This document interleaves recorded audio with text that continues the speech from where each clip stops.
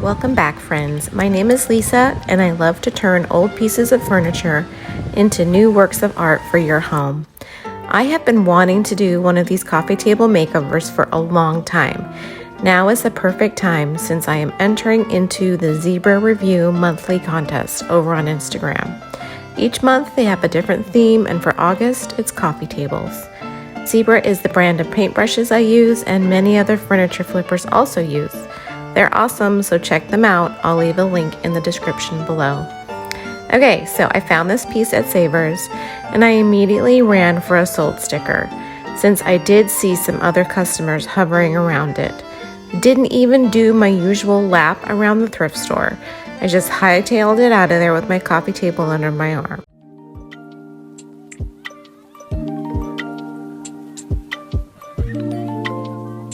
I started with my Milwaukee cordless sheet sander.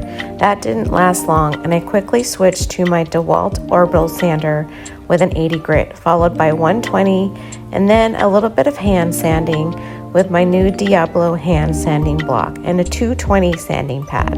I like this new block because the sheets are reusable after rinse and clean with water, and I will show you more of that later. Once done with the top, I flip the piece over and up onto my garage work table to have easier access to sanding the legs. And to my surprise, I found a present from the previous owners.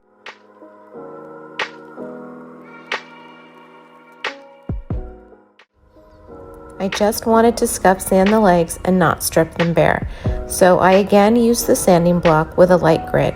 One side of this block is squishy, which is the technical term that allows the sandpaper to contour around the curves of the legs. Once I was done doing this, I gave everything a wipe down. Now for the wash, I'm using Fusion Mineral Paint in the color Algonquin, which I love even though it's hard to spell. I mix the paint with a little bit of water. There's really no formula to this, you kind of just have to eyeball it, but this usually has a very runny consistency. Once the paint is completely mixed, you can start. At one end of the table, I painted in the direction of the wood grain. I will do this in small sections rather than one large section at a time.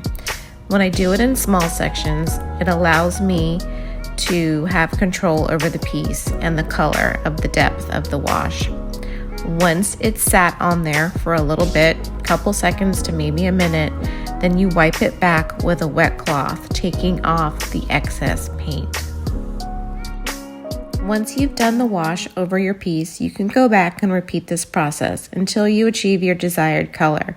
I would just make sure that the wash has completely dried to the touch in between coats, as this can be a lot of water on the wood grain.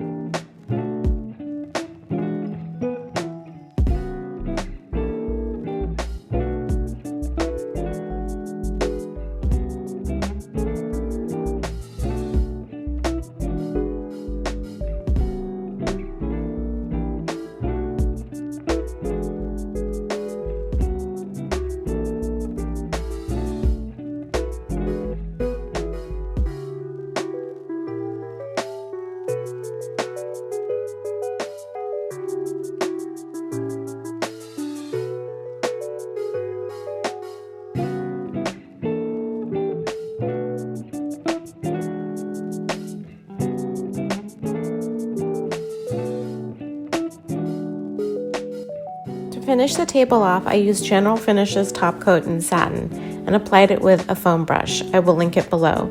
For the second coat of Topcoat, I wanted to try these new sponge applicators that I had gotten on Amazon. These went a lot faster than the brush, and they're reusable, which I love. I just took them inside and ran them under some warm running water until the water ran clear. I will link those as well.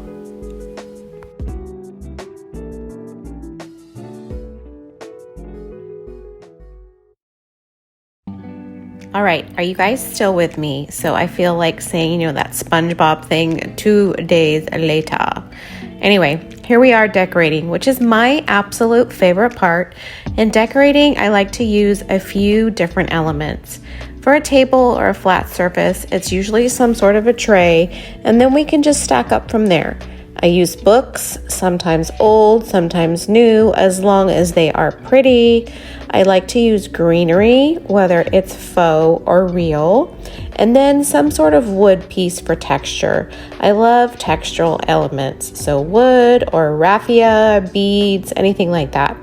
Another element that you can use is metal. It can be gold or silver, and yes, you can mix the two together. You don't have to stick to gold or silver.